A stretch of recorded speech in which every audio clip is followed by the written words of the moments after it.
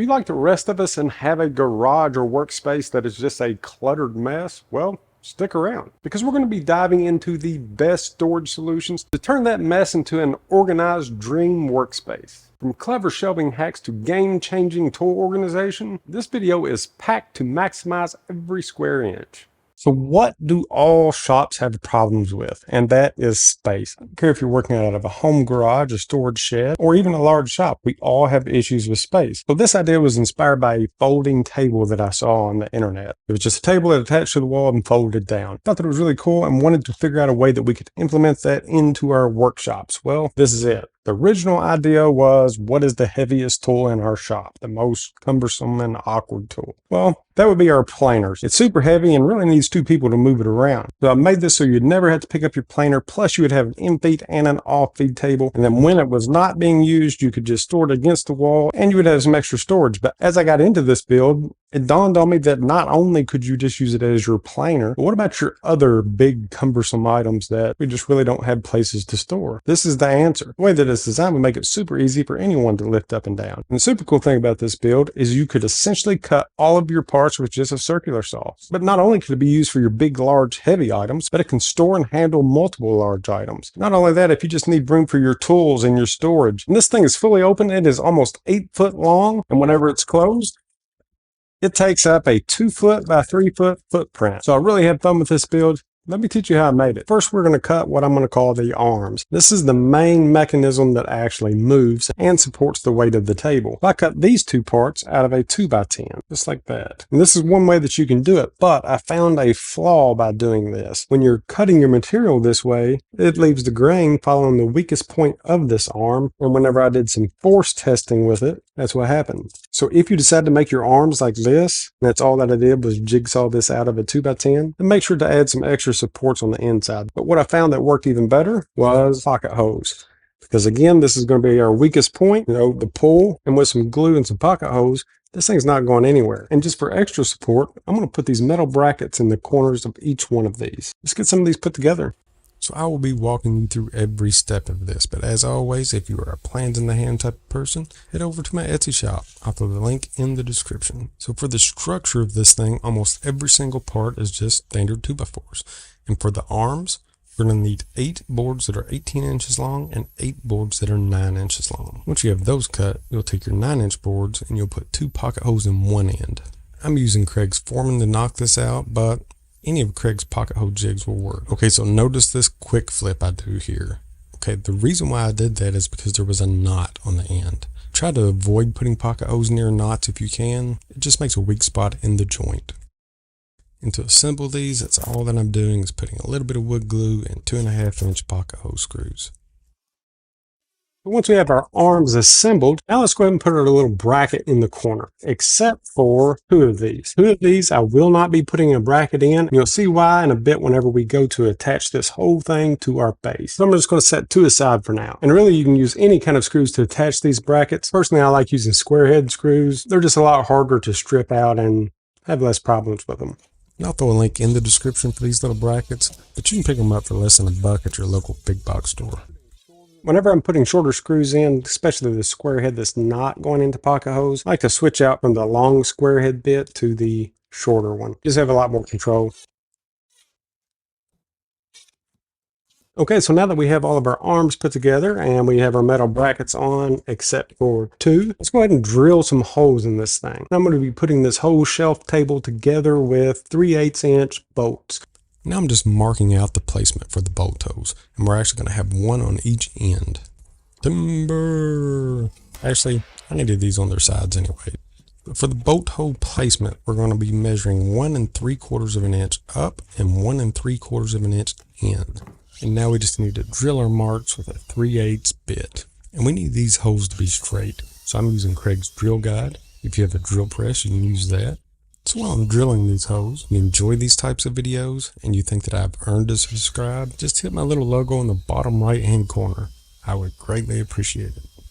Okay, so with all of our arms having our hose pre-drilled, let's move on to our arm supports. And we'll be needing 4 of these 6-foot arm supports in total. Now, this is the important part whenever you're picking out your material. Make sure to get the straightest boards that you can find for your arm supports. Because if they have a bow or they're twisted, it's actually going to interfere with how this thing stands. I know that's a tough one these days, but just while you're at the store, just look down both sides. Try to get the ones with as few knots as possible. Actually, Brad with Fix This Build That did an awesome video not too long ago on how to select lumber, so make sure to check that out.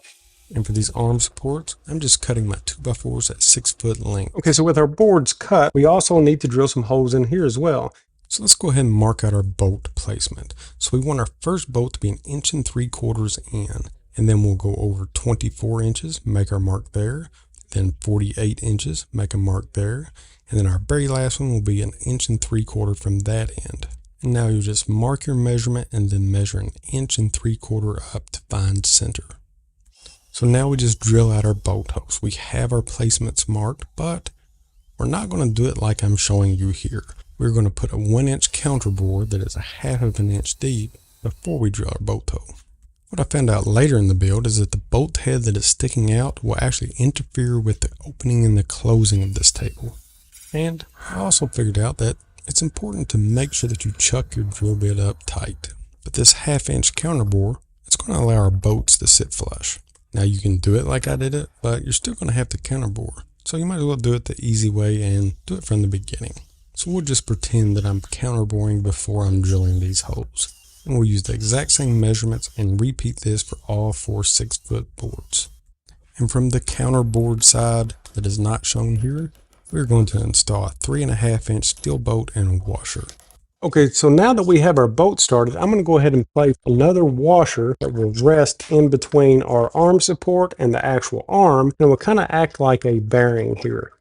So now it's time to add the arms to all of those bolts sticking out. We're just going to slide those over the bolts. We're going to place a 3rd washer and then a lock nut. And remember the 2 arms that we made without corner brackets? The second arm installed will be one of those. You'll find out why here in a second. Just make sure when you're installing these lock nuts that the bolt actually reaches the locking threads. And then once we have the bottom board installed, move on to the top board. And don't forget to add the washers onto the top of all of the bolts for this second board. Unless gravity doesn't pertain to you, then it's a lot easier to just place the washers over the holes and then place the bolts in. So with our washer and our lock nut installed, just like we did on our bottom, give it a little test. It should work just like this. And I will just repeat that for our second arm assembly. Just make sure that you're assembling this where the arms will be on the inside of the boards. Okay, so now let's go ahead and cut our main support. And for this, I'm using a 2x10 cut 34.5 inches. And this main support is what is going to tie our 2 arm assemblies together. So with the arm assemblies on their edges, we will slide this board in between the second arms, the ones without the brackets. And this is why we did not put brackets in there. And once in place, we want 1.5 inch overhang on both sides. So with the edge of the board pushed flush against the back of the arm and our overhangs measured out, let's go ahead and install this. And to do that, I'm using 4 2.5-inch screws screwed into each side arm. And now with the top assembly completed, it's time to make our base. Okay, so watch this. No pencil. All right, and I do it, no pencil. Okay, so I actually reached for a pencil that wasn't there twice. And I can't tell you how many times a day I actually do that. Look, it's actually gone again. Never mind, it's in my hand. So what I'm doing here is making the feet for the base. And I've cut the length at 23 7/8. And then I'm just going to knock off these edges with a 1-inch 45. Okay, so check this out. Notice this cut off. Keep your eye on it. Keep your eye on it. Gone. In a split second, the tooth of the blade caught that little piece and sent it like a rocket. And here's another view where you can actually see it hit the back of the saw and kick out. So always try to keep your table clear and wear safety glasses. Okay, so what I'm cutting are the parts for the 2 legs of the stand. And these are what I'm going to call the feet. And that's all I've done is just knock the edges off with a 45-degree cut. So let's go over the other parts. On the bottom, you have the feet, which are 23 7/8 inches long. On the left, you have your uprights, which are 28 inches long. And the short board is 9 1/4 of an inch, and that is the main support brace. So I'm going to set my two uprights on top of my foot and actually use that small piece as a spacer. I want 3 13/16 on each side. I'll then square my upright to my foot, then lock this into place using two 2.5-inch screws. And we'll do this for both sides. Make sure to leave enough space between your screws to add a lag screw because we're going to be adding one later. Now we're going to take the second foot that we cut for this and actually lay it on top of our first one. Line everything up, and then we're going to mark out our uprights. Basically, we're removing the part of the board that is covering the uprights and using the sides and the center as fillers. This is going to help make everything much more stable. And you can cut all of these little filler parts separate if you would like. I just thought that it would be easier while you're cutting your feet. Go ahead and cut them the same length. That way your little 45s that you put on the edges, all that will match up. And remember the main support brace, the 9.25-inch board. Let's go ahead and put pocket holes on both sides. And then we'll install that between our uprights 1.5 inches down from the top. I did not have my lag screws yet, but I went ahead and pre-drilled the holes for those while I had it on the table. And then we just repeat that for a second leg. So with both legs made, now we just need to tie them together. You'll need 2 leg ties that are 37.5 inches. I'm tracing the screw holes from my 3-inch casters onto the edges of these ties. I'll pre-drill these out and attach these ties to both my legs using clamps.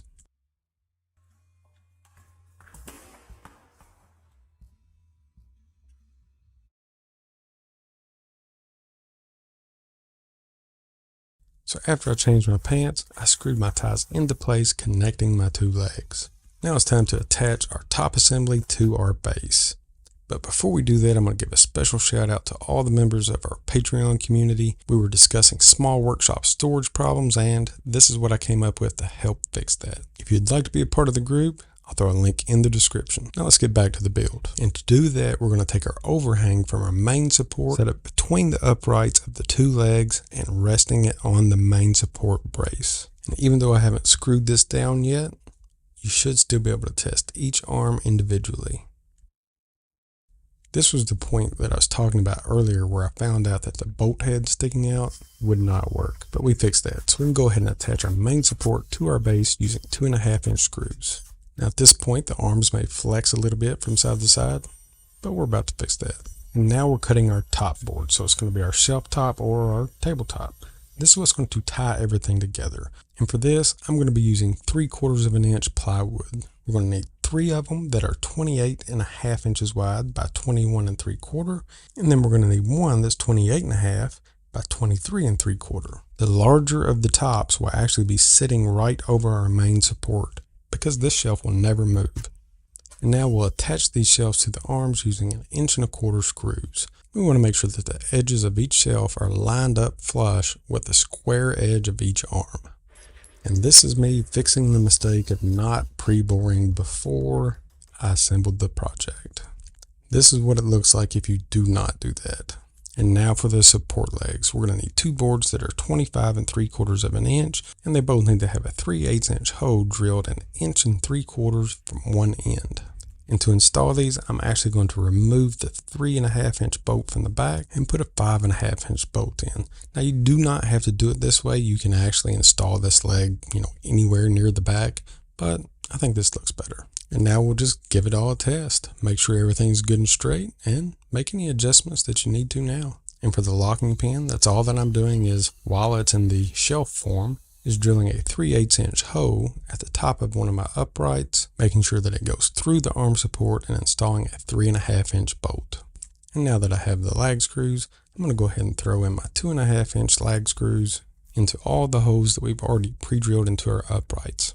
And this is optional, but I'm installing gas struts on both sides. This just helps a bit if you really loaded the shelf down. A typical strut comes with a round pivot and a side pivot. You'll actually need 2 side pivots for this. I'll see if Lock Connection will make me a package with 2 side pivots instead of the round. The link for that will be in the description. And this is also optional. I wanted something that would stop my leg from swinging out too far, so I just installed a little piece of chain. You can install a little piece of string or rope as well. So if you decide to use it as a shelf and you're loading this down, put the heaviest item, the second shelf, up from the floor. The reason why is this shelf never moves and is fully supported by the base. And if you put the second heaviest item to the bottom, it's just going to help whenever you go to lift this back up. And honestly, with all the items that I have on it right now, I could actually let this down with one hand and put it back up with one hand. And now we have a new tool, a new mobile tool that can be used as a workbench, as a storage device, an in-feed table, an out-feed table, whatever that you would like. And the coolest thing about this is it can be an 8-foot table, or folded up, it can be a 2-foot by 3-foot shelf. I'm sure that you'll think of something to use it for. So what would you do with this much storage? So I know what you're thinking. I don't have the room for something like that. Well, yeah, you probably do. Check this out.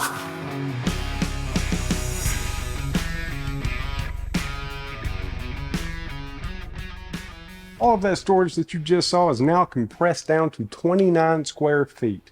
Do you have an extra 29 square feet in your garage or workshop? So one of the neatest things about this unit is that it is customizable and it is mobile. You can pull out one section at a time, get what you need, and then collapse everything back to the way that it was. So how did this concept come to life? So recently in our Patreon community, we've been talking about workshop and storage problems. And I've came to the conclusion that one of the biggest problems that we're having is that the standard built in against your wall storage system is pretty much eating up all of your wall space. So with that in mind, I designed this system to use up every inch of space all the way up to your ceiling. If you decide to enclose yours in like mine, the super cool thing is you get your wall space back. Another thing that I wanted to do with this system was give you the option to actually conceal everything. I know that in most garages, people use the solid-sided totes. We just do that to hide all of our junk that's inside. Well, there's a problem with that. Not only are you hiding it from anyone that comes into your garage, but you're also hiding it from yourself. And 6 months later, you have no clue where you put what. If you ever noticed in my workshop, all of the bins underneath of my tables are clear. And the reason for this is so I can see what's inside. I can just glance down and actually see what's inside each bin. So with this system, you can still use clear totes, but if you already have this style of bin or prefer these, it'll work with these as well. And one of the best things about this design is if you use multiple smaller storage bins,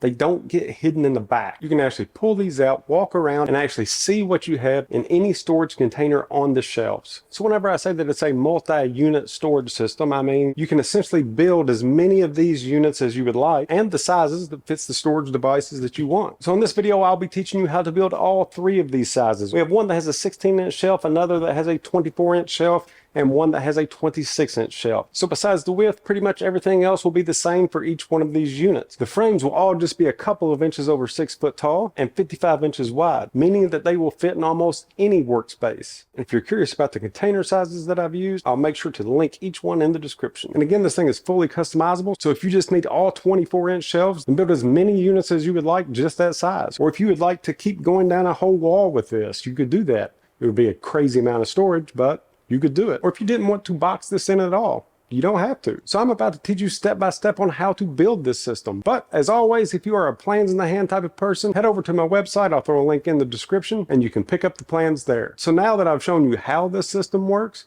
let me teach you how to build it. So for this first unit, I'll be teaching you how to make the one that has the 3 shelves that are 2 foot wide and 4 foot long. This is the size that I found that will be perfect for the 64 quart totes. Regardless of the width of the unit that you decide to build, they will all be 55 inches long and 74 inches tall. All right, so if you notice something different today, maybe the camera is moving a little bit or we're getting different types of shots, it's because I have someone besides Stickley in the shop with me today. So I have Ethan here helping me out in the shop today. He's actually been with the channel for quite some time doing a lot of the behind the scenes work, but today he is coming out of isolation and going to be helping me out in the shop. So how much woodworking knowledge do you actually have? Really just anything I've gained from watching the videos. Past that, zero, nothing. All right, well, we will teach you along the way. All right, so super excited to have Ethan here with me in the shop. Again, it's going to help me to keep my sanity. So if you hear me talking to, somebody in the corner or something like that, it's not just me going crazy. There is actually another human being in here today. So let's go ahead and get started with this build. The first thing that you're going to need to do is obviously get your material. So again, like always, whenever you're picking out your lumber for your builds, take the time to pick out the straightest boards that you can find with the least amount of knots. Now, that's almost impossible these days, so we'll work with what we have. So for all of these units, I'll be using 8 foot 2x4s and 1/2 inch plywood. In hindsight, you could actually decrease your waste factor by buying 10 or 12 foot 2x4s, but you know what they say about hindsight. So after picking out the straightest boards that I can find, now I need to pick out the straightest of these boards to be my vertical boards on the outside corners. Since you're kind of new to the to the shop. If you ever get cold in here, you can just stand in the corner. It's always 90 degrees. See, finally, I've got somebody in here that may appreciate a good joke. Not sticking anymore. Yeah, sorry, Stickley. All right, these work. Now with our 4 uprights picked out, let's go ahead and take them over to the miter saw and get those cut down to 74 inches. So I'm sure just like anyone else, you have storage issues as well. If you want me to try to figure out a solution for the problem, drop it down into the comments and I'll see what I can come up with. So now with our 4 uprights cut, next we'll be cutting our horizontal boards. Each one will be 55 inches long and you will need 6 of these. If you're wondering why I decided to add this to the cutoff end, is take a look at that. And since knots are prone to creating a weak spot and breakout, let's go ahead and just cut those off. So next, let's go ahead and cut 6 boards, which are going to be our spacers, and they're going to be 21 inches long. And the last of our 2x4 cuts, we'll be needing 8 boards that are 31 3/4 of an inch long. These will be our shelf supports. Okay, so now that we have all of our parts cut, the first thing that we are going to assemble will be the shelf frames. And for that, we're only going to be needing our 55-inch boards and our 21-inch boards. I'm going to go ahead and get the rest of these off the table just to give us a little extra room. So our shelf design is going to be laid out like this. We'll have a 55-inch board on each side, and then our spacers will be 3.5 inches from each end. So with this design laid out the way that it is, this will be a perfect fit for our 2-foot by 4-foot shelf. So to attach your spacers to your horizontal boards, you can do this a couple of different ways. You can either screw these in straight from the end, or you can do like I'm going to do. I'm going to head over to Craig's Foreman and throw in some pocket holes. And if you've decided to use pocket holes, set everything up for a 2.5-inch screw. And you can do this on any of Craig's pocket hole jigs. Ethan just yawned. That means time for him to go to work. I don't know how precise this is going to be. You'll be all right. I think I like this jig. What? Oh no, keep working. Okay. I'm going to go sit down. Now, this is how it's supposed to be. How's it going over here? It's not too bad. Not bad. You're pro. So now that we have our pocket holes and our spacers, let's go ahead and attach these to our horizontal boards. Again, for the spacing, we're going to be 3.5 inches from each end. You can either measure this out, or a little tip, just use a piece of 2x4 scrap as your spacer. And this is what it'll look like. So let's make 2 more of these.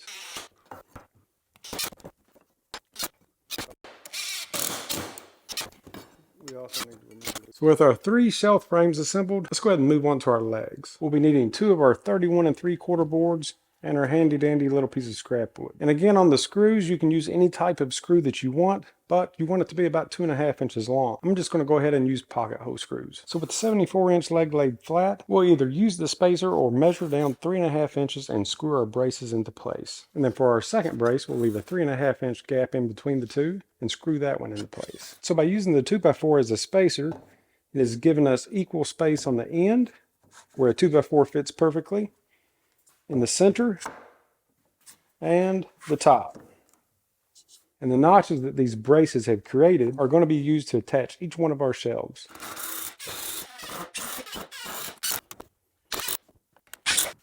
So now with our 4 legs built, let's go ahead and attach our shelf frames. So to attach my shelf frames to my legs, I'm just going to lay 2 of the legs out on a flat surface and then adjust each leg so that the frame sits down square in each one of these notches. Positive persuasion.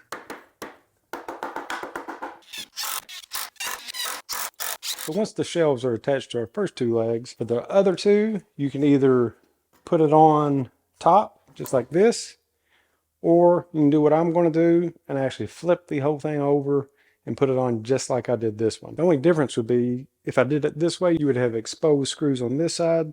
If I flip it over, they're all going to be on the inside. So just your preference.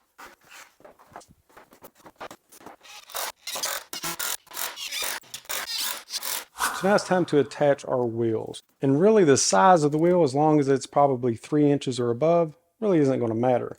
I'm going to go ahead and put 5-inch wheels on mine just because I want it to sit a little bit higher. It's going to fit my area a little bit better. But if it were going into any other type of application, I would just use these standard 3-inch wheels. And if you're following the plans on this, the heights and measurements will all be based off of your 3-inch casters. Regardless of what size caster you choose to use, you will need 2 that swivel like this. They have little ball bearings in there. The two that swivel, you want them to have a lock, and they're going to go in the front. The one that I'm actually going to be putting on right now, picked up the wrong ones, and they're not the locking casters, so I'll have to change those later. The two casters for the back, they do not swivel. They'll just be straight casters. And I chose straight casters for the backs. That way, whenever we go to pull these units in and out, they'll actually go straight in and out. But if you wanted to pull them all the way out so you can move them around your garage, then you could do that. So to install these casters, I'm going to line it up with my front edge, mark the centers of all of my holes, and I'll pre-drill and install using 1/4-inch lag screws that are 2 inches long and a washer.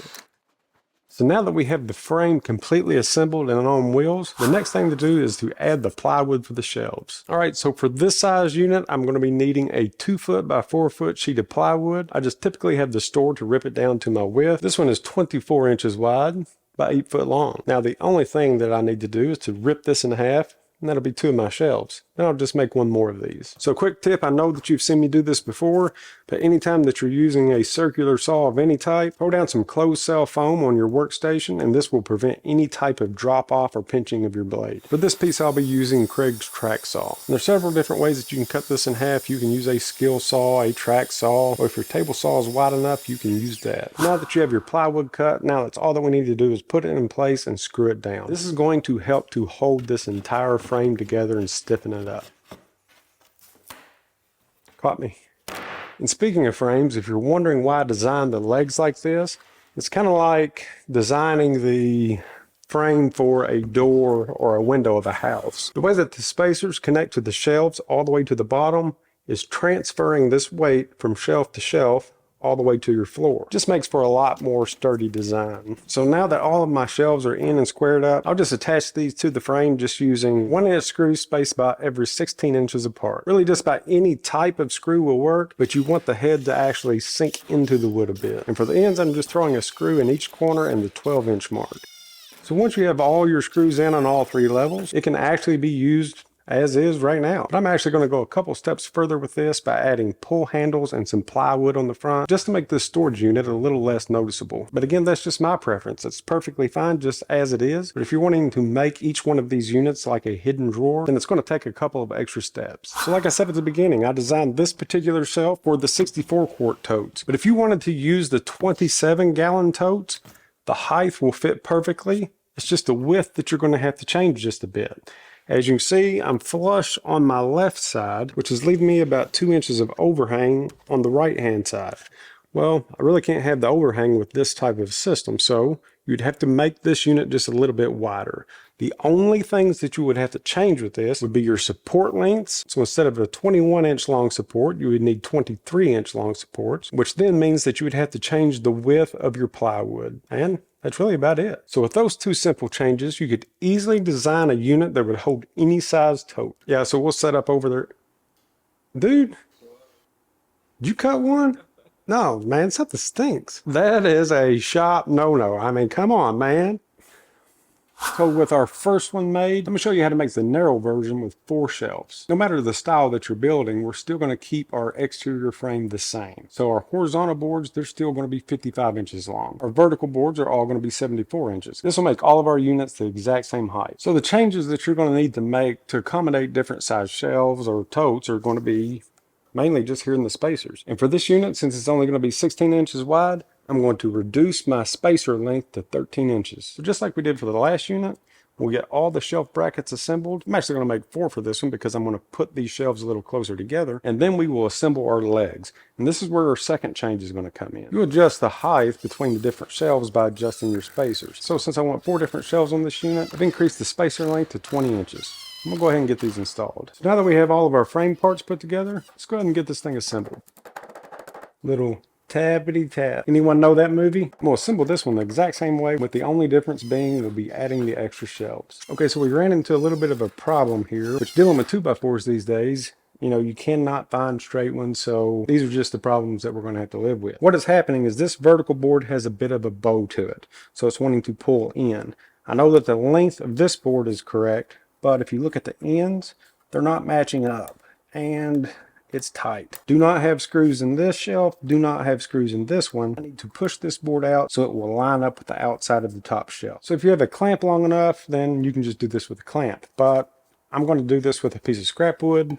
I'm going to throw it in between the two boards, and then I'll take a squeeze clamp, take off the end, and reverse the setting. So with our end reversed and locked into place, now our clamp that's typically used for squeezing and holding things together can be used to push things apart. All right, guys, so while I'm putting this together, I just wanted to show you something that I've discovered. So I was curious and I looked up how many people watching were actually subscribed to the channel. And only 29.3% of people watching right now are actually subscribed. If you enjoy the channel, what you're watching, or taking anything away from it, then do me a favor and support the channel by hitting my logo or the subscribe button in the bottom right hand corner. Just think, if everyone actually subscribed that watched, the possibilities would be endless for this channel. So now that we have the frame assembled, the only thing left to do is add these shelving boards. And for the plywood, that's all that you'll need to do is rip this down to 16 inches wide by 48 inches long. Once those are cut, you're ready to install. So what'd you think about working in the shop today? I actually did enjoy it. I learned a lot, so hopefully I can use that moving forward. Next build yours. All right, it's easy. It's easy. We'll see about that.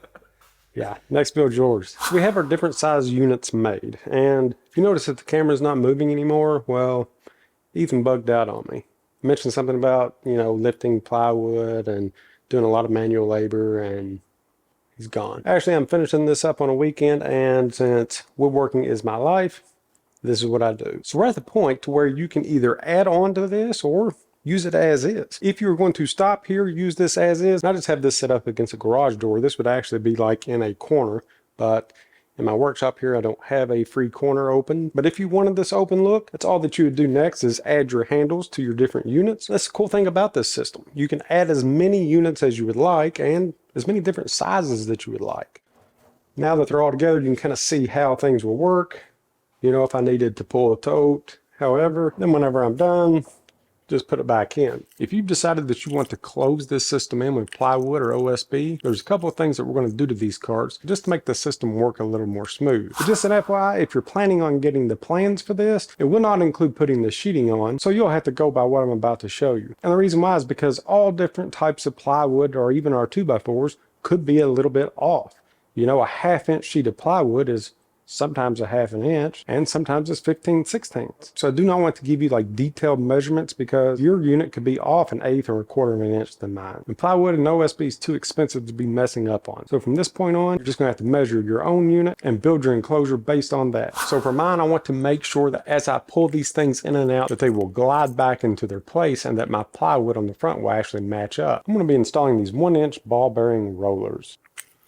But anyway, before we install these ball bearing rollers, we're going to need to install a 4-foot board on each side of the bottom shelves on all of our carts. This will be our roller guides. And one more thing that I need to mention that I'm super pumped about is that we have started a brand new channel, Pale Horse Outdoors. I'll make sure to throw the link in the description, but it is a new channel. So make sure to subscribe so that you do not miss any new content as we post it.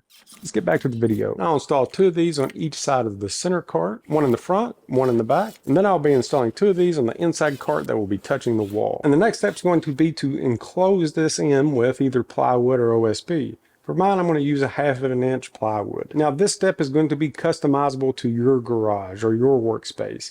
Everyone's ceiling height is a little bit different, but I'll be taking this unit out of my shop and installing it into my garage. So for right now, just to picture the way that it's going to be laid out, the cart closest to this garage door will actually be up against a wall whenever it's in my garage. So this cart and this front will be exposed. The backs of these will be against another wall. So I want to cover this exposed side as well as cover my fronts. Essentially, I kind of want this to look like a box with drawers. So this is a part where you will have to customize it to fit your workspace. So to determine the height of the siding that you're going to use, all that you have to do is measure from the bottom of one of your legs up to the height of your garage ceiling. Then I would subtract maybe 1/4 inch, giving you a little bit of space there. So let's go ahead and get this outside cart siding on. So we've already attached a 4-foot 2x4 to the bottom shelf.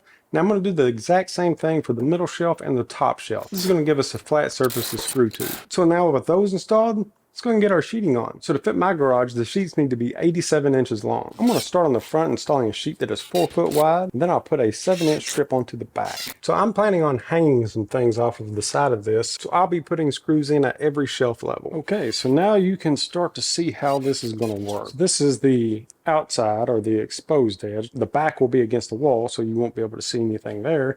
And this right hand side is going to be up against the wall. So now we'll be putting our fronts on, and it's all going to depend on the width of the cart that you decided to use. Each cart will have its own front that will be the same height as our first sidewall. But before you put these fronts on, you need to decide how far up you want your handle to be, and then install a brace board that goes across the front opening. This will give your handle something to screw into for support. So whatever height that you have decided to install your handle supports, it'll be the same width as the shelf spacer for that unit. I'll be installing mine using pocket hole screws, and I can put them facing out because we're just going to cover it up. So now that we have our handle supports installed, we will be installing the front panels.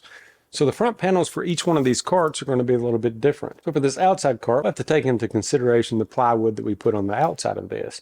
Again, I used a 1/2 inch plywood. You may be using 3/4 or 5/8. So that's all that you do is measure from the outside of your plywood to your inside edge. So for me, that's going to be 27.5. And notice that there's a gap between the carts on both sides from the ball bearing slides that we installed. So they were 1-inch ball bearing slides, but with the housing, it actually leaves right around 1.25 inch gap. So what I'm going to do is I'm going to leave 1/4 inch gap in between my units. And since this was 1.25 inches, I'll just add an extra inch to each side of my middle panel. So for the 2 outside units, I'll be cutting my material just to line up with the edges. And then for the inside unit, I'll have 1 inch of overhang on each side. If you're wondering about my little cart here, you know, just kind of help me hold these things up since I'm working by myself. Thanks a lot, Ethan. It's all that I've done, just taking a little, you know, cheap roll cart and then just added scrap wood to it until I built up to my height. Just little stuff like this comes in super handy when you're working with larger pieces. That way you don't have to wrestle this stuff around. And that's all that I'm doing here with this level, is making sure that my screws are equal distance. Yeah, I'm one of those kind of people. I like my screws to be symmetrical. So this outside box will be the only place where my plywood's actually going to be meeting at a corner. Since the height of the plywood is actually higher than the shelf, I want to tie those pieces together at the top. And to do that, I'm just going to use a piece of scrap 2x4. I'll just slide the 2x4 down into the corner and then insert a couple of screws from each side. This will just lock those 2 pieces of plywood together at the top. You know how it goes. It's a dad thing, you know, you have to shake it and be like, that's not going anywhere. So that's not going anywhere. The only thing left to do for this unit is going to be to add the handle on the front. And then we'll just repeat this process for these 2 and we're pretty much done. It's coming together. So if you're still watching this, you've made it to the end of the video, and most people actually don't wait to the end. So I want to know who actually watched it to this point. Oh yeah. One more. Uno más. So before you leave your comment about the storage solutions, just write the words "I did" and then your comment. And then I'll know who made it to the end and who to respond to first. All right, so the objective of today's build is to build another one of these. Everybody seems to love it. That's not so heavy duty. This is perfect for any garage, workshop, anything like that. But I've had a ton of requests for transforming tables, transforming shelves that would actually go into your house. You can still use it in your garage, you can still use it in your workshop. I'm thinking something with smaller material, maybe wider, maybe 3 foot wide, something like that. Maybe the shelves not quite as deep, and a different style of base. So instead of this kind of chunky looking base, maybe an X-frame, something like that. Let me show you an idea of what I'm talking about. So to give you just a little bit of the design that I came up with, I ran this through all of the new state-of-the-art CAD programs, you name it. I mean, and this is what it spit out. Okay, so I don't use CAD programs. I use graphing paper. So little glimpse inside of my head. You don't want in there, I promise you that. But it's definitely going to be interesting. So let's go ahead and start with the legs for this build. Again, I want it more of like an X-frame type of a look instead of, you know, just a big square chunky look. So by going off of my detailed instructions here, I'm going to go ahead and use some 2-inch stock and rip that down to 2 3/4. And this is going to be my leg stock. If everything works out like it did on my little sketches here, they should be right around 37 inches long each. So let's go get some wood. For this build, I'm going to be using 2-inch material, just common construction grade material like I did for the previous one. Now you do not have to use this type of material. You can use walnut, you can use oak, you can use whatever that you would like. I just usually stick with this type of thing whenever I'm teaching people how to build something, because it is something that everyone can get their hands on. So again, whatever species of wood that you decide to make this out of, just keep in mind that all of the parts and dimensions will be the same. So for our legs, the most important part is going to be to find a nice straight board, which is easier said than done. I want to use some wider material. Use this 2x8. It's pretty straight. Ooh, this one's not. Okay, let's go ahead and cut some legs. So before we get started on ripping this down, I'm going to cut it in half. So this is going to make things a little easier to handle.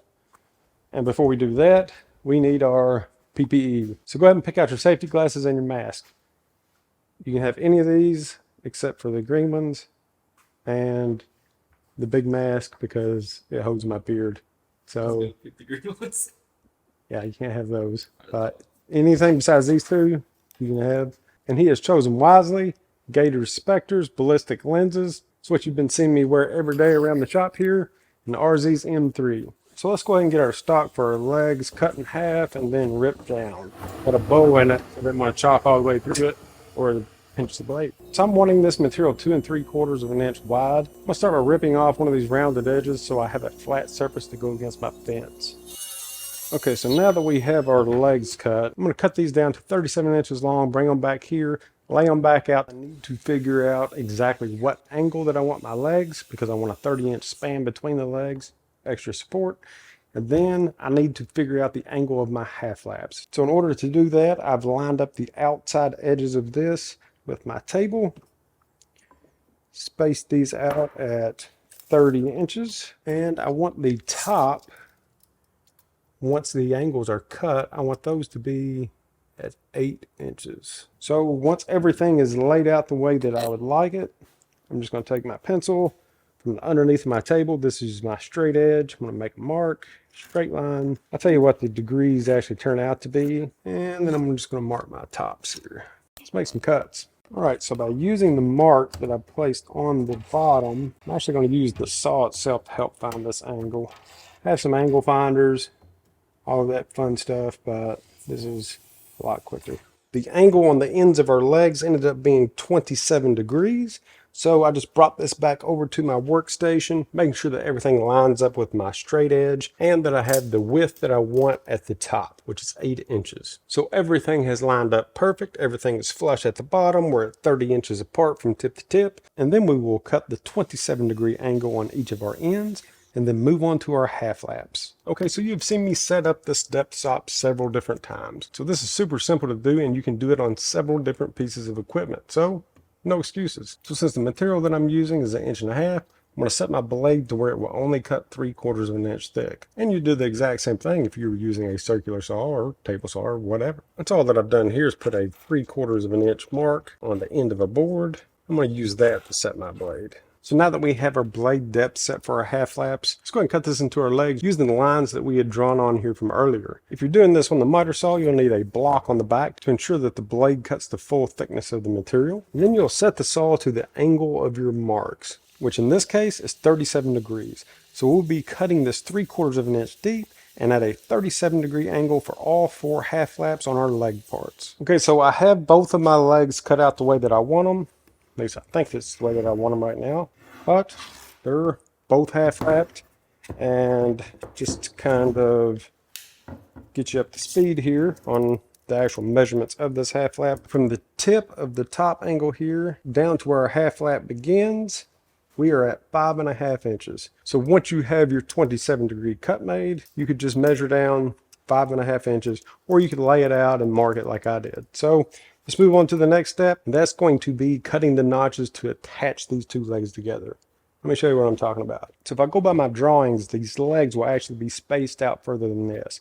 They're going to be right around 42 inches. So I need something that's going to provide quite a bit of support. Just FYI, I know I'm going to run into some issues along the way, but once we get all those worked out, the final product that we come up with, I'll have plans for that. I actually do everything backwards. So I make my plans after I create the final product and all the kinks are worked out. So if you're watching this, it's already been made. And if you're plans in the hand type of person, head over to the website. So the idea with the notches is to actually cut the notches into the backs of these legs, and then one into the front of these legs, and then inset a 1.5 by 1.5 board into each one of these notches so that it's left flush on all sides. This will provide a ton of support for the longer shelf. So if I want my spacing at 42 inches apart, I need to cut some 1.5 by 1.5 material to that length. I'm going to need 3 of these boards. Once I get those cut, we'll pop these apart and throw some notches in. So since these braces are going to be 1.5 inches by 1.5 inches, which is the exact same dimensions as our arms and shelf brackets, let's go ahead and cut several strips of these. All right, so now that we have our support brackets cut, I'm going to go ahead and mark on my legs where I want these notches. So I've decided that I want my first support bracket 4 inches up from the bottom. This is going to be in the front and the back. So I'll do it on this leg. And then I'll also make this exact 4-inch measurement up on the back of this leg. And I'm going to do this for all 4 of my leg sections. Okay, so we have this 4-inch mark on all 4 of these legs. Say that this side over here is actually going to be the front of the base, and this is going to be the back. I want 2 support boards on the back of this thing. Because we're using a little thinner material for our support, I'm going to be installing 2 boards on each one of the back legs. The bottom of the second board will be placed 12 inches up. And we're only going to be doing this for the 2 back legs. So with those marks in place, and we know that the material that we're going to be using is going to be 1.5 inches wide because it's 1.5 inches by 1.5 inches square. Let's go ahead and measure up from each one of these marks 1.5 inches. So the marks that are in place now will be the bottoms of each one of these notches. Oop. So now that we have our notch placement marked on all of our legs, we have the 2 on each back leg here and the 1 at 4 inches on each one of the front legs. Let's go ahead and pop these things apart. And since our notches are already marked, let's go ahead and cut them out. Now we can cut these out the exact same way that we did for the half laps, but just to show you a different way, I'm going to do it on the table saw. The first thing that I'm going to do is set my blade height to 1.5 inches. Once I get that set, we can start cutting some notches. And doing it this way, you can either cut 1 notch at a time, or since most of these notches have the exact same measurement, we'll cut several. And again, you can use the miter saw, you can use the table saw, you can use a jigsaw, you can use a circular saw, or you can even use a hand saw. Again, there's no excuses for something as simple as a notch to keep you from trying this project out. So the material cut down to 1.5 by 1.5 stock, we're going to be needing 4 arm supports that are 53.5 inches long each. So if you've used 8-foot material, pick out the straightest part of this board as you can. Of course, anytime that you are ripping wood, if you hit a knot or some tight grain, something like that, it may tend to pop out just a little bit. But make sure that your arm supports are super straight. So 53.5 inches, we need 4 straight boards. Let's go ahead and cut the parts for our arms. And what I'm talking about whenever I say the arm, it's a little mechanism that kind of works like this. It's made up of 2 different boards. I'm thinking that I would like the shelves to at least be 12 inches wide, but not extremely wide like the original shelf. So while we're working this 1.5 inches by 1.5 inches material, let's cut enough parts for 10 of these arms. And that'll be 10 pieces that are 12 inches long, and then 10 pieces that are 6 inches long. So with all of our 1.5 inches by 1.5 inches parts cut, let's go ahead and get this stuff cleaned up. Again, I just used construction grade lumber here, so looks pretty rough. Since I'm going to be staining this here in a bit, it could definitely use some attention. Okay, so with all of our half laps and our notches cut, now it's time to cut the boards that's going to be connecting these 2 legs. And I'm just going to call these leg supports. So like I said before, our notch depth is 1.5 inches. Let's go ahead and get those cut. You can use the offcuts to make your 3 42-inch leg support boards. All right, so now that we have the leg supports cut, let's see how they fit. I'm going to be installing all of these just kind of loosely. I'm not going to be attaching anything yet, even the legs themselves, because I want to be able to take everything apart here in a bit and actually stain this. It's a lot easier to install these parts if your material is laying flat. Moment of truth here. So let's start with this one. It actually fits. Let's go down to our other side. It should fit. It doesn't fit. Just a little too wide. Okay, so there's a couple of different ways that I can fix this. I can either just sand this down just a bit so that it'll slide on down into this, or I can take this leg and widen this gap just a bit more. The way that I'm going to fix this is to go ahead and just remove just a little bit more material here. But before that, let me see how this other one fits. I actually need to remove a little bit on this side as well. Let's check this other side. That's just a hair that probably just needs to be sanded. This is just like not even a 64th, so. All right, we can work with this. So on this leg, I just need to shave just a hair off of each one of these notches. Okay, so now let's see how it fits. Much better. So now that we know that they fit, let's go ahead and pre-drill counterbore and just throw some temporary screws in here. Again, I'm going to be taking all of this apart to stain it here in a bit, but we'll go ahead and knock that out just to hold everything together. Before I install this second one, I want to make sure that the top is measuring the exact same distance as the bottom. So this is our back panel put together. And the reason why I put the counterbores in is whenever I reassemble this thing, I'm going to glue everything down and cover these screws with dowels. So let's see how it matches up to our front legs. It's like an odd angle to try to put this thing together. There you are. This front leg. Again, I'm going to take this apart to install it, but it'll need to be kicked out. And actually, before I install this, let's go ahead and join the two parts of our legs. Actually, let's don't. All right, so let's go ahead and get this front. What am I calling these things again? Leg supports. Okay, so now let's go ahead and get this front leg support installed. Okay, so it looks like that we have one side that fits great, and as always, one side that doesn't. So let's just shave just a little bit off this and drop this in. There we go, like a glove. You know what movie that came from? Do you know what movie that came from? I mean, I've just heard it everywhere. I don't know a certain movie. I think it's Ace Ventura. Oh yeah, I wouldn't know then.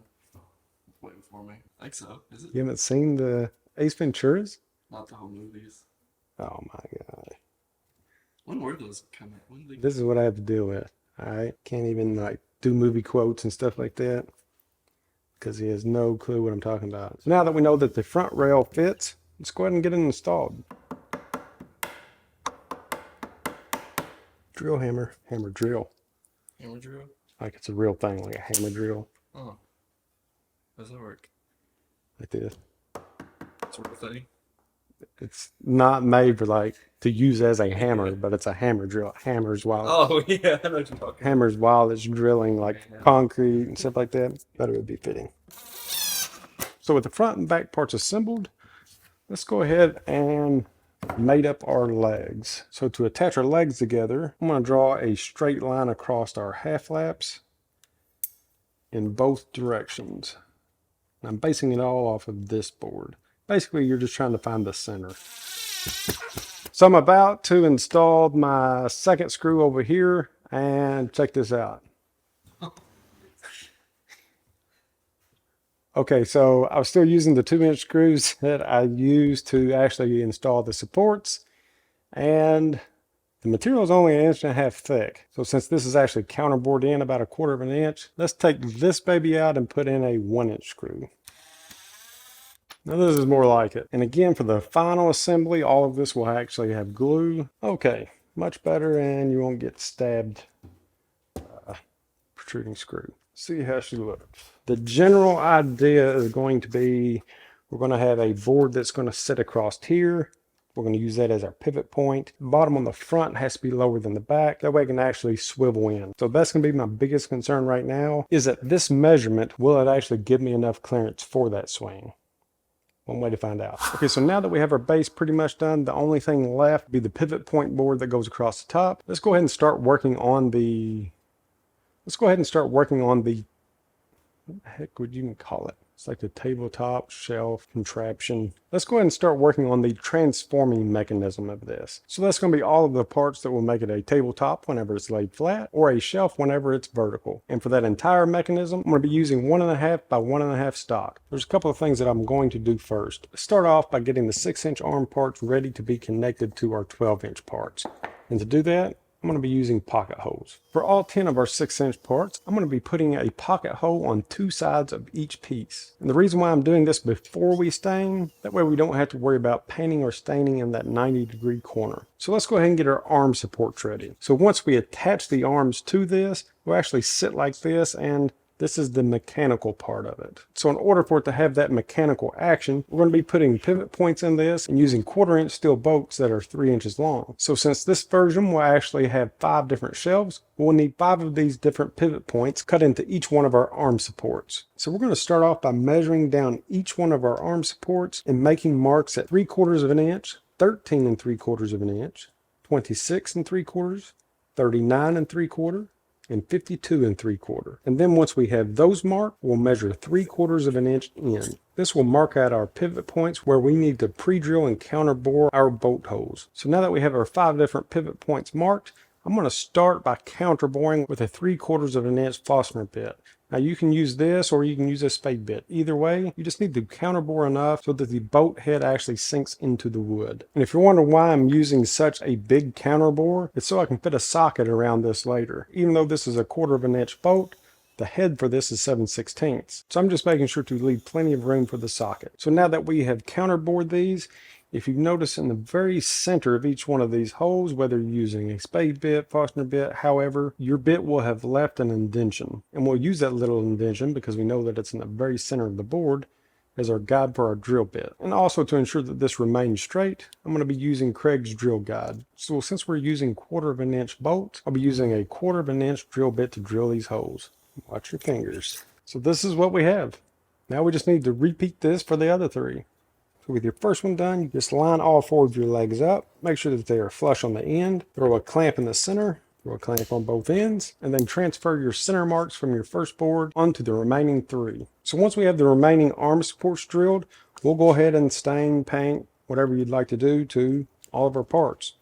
Then we're ready to assemble. So now it's time to stain this wood, and since I'm using pine, I'm going to make sure to use a pre-stain before I put my actual stain on this. That pre-stain, that's just going to keep it from getting that blotchy look. And for the shelf's base, I chose a stain color called Gunstock. It looked pretty good on a little sample piece. And again, you've heard me say it in other videos, I am not sponsored by makers, but their stain pad and stain sponge are awesome. Forget all of this streaking left from old rags or underwear, whatever you're choosing to use. These things are where it's at. I'll throw a link in the description. So I took apart the entire base, stained it with this Gunstock stain. I don't like it. Okay, it is too red for me. It's just too red. So I'm going to do a little stain stacking. Since this has already been stained once, it will not absorb as much. So I'm going to use a dark walnut stain on top of this. It's still going to have like this red hue, but it's going to be more of an ambered look. Let me show you what I'm talking about. So I'm just going to coat it with this dark walnut. And then, instead of letting it kind of sit and soak, I'm going to wipe it back off. And there we have it. A nice amber look versus kind of a red look. So I'm going to do them all like this. So if you ever stain a project and you're not happy with the way that it turned out, try stain stacking. I honestly have no clue if that is a real word. It's just what I've always called it to get the exact look that I want. Much better. All right, so finally everything is stained, dried, and to the colors that I wanted. I decided to go a step darker on the arm supports than I did for the base, and then even darker for the arms themselves. So now that I finally got the color that I was looking for this base, let's go ahead and get this thing glued up and reassembled. Left the cap off.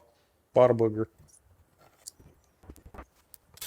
Ooh, almost did it again. 1-inch screws. About screwed it to the table. With our base put back together, let's go ahead and head over and start assembling these arms. Okay, so I have all of my arm parts here. We have our 12-inch pieces. We have our 6-inch pieces. And I'm going to fasten something to this table. Just to push against. So if you have a bench dog system, however, just throw in some bench dogs. I do not, so I'm just going to use a straight edge and a couple of clamps, because whenever you're putting in pocket holes, oftentimes you're applying quite a bit of pressure and you don't want these parts to move. So that's what I'm going to do. That'll work. And to assemble these 10 arms, I'll be attaching my 6-inch piece with the pocket hose to the ends of each one of my 12-inch parts. Right, so this is basically what we're going for, this L shape here. Now for the larger unit that I've made, I actually put an extra support bracket on the inside of this. But if you're planning on putting something super heavy on this, the extra bracket will not hurt a thing. Ew, that one did not go in straight. Redo. Since that hole was already started, I'm gonna have to clean it off and switch sides. Need to put some down pressure right here at this joint.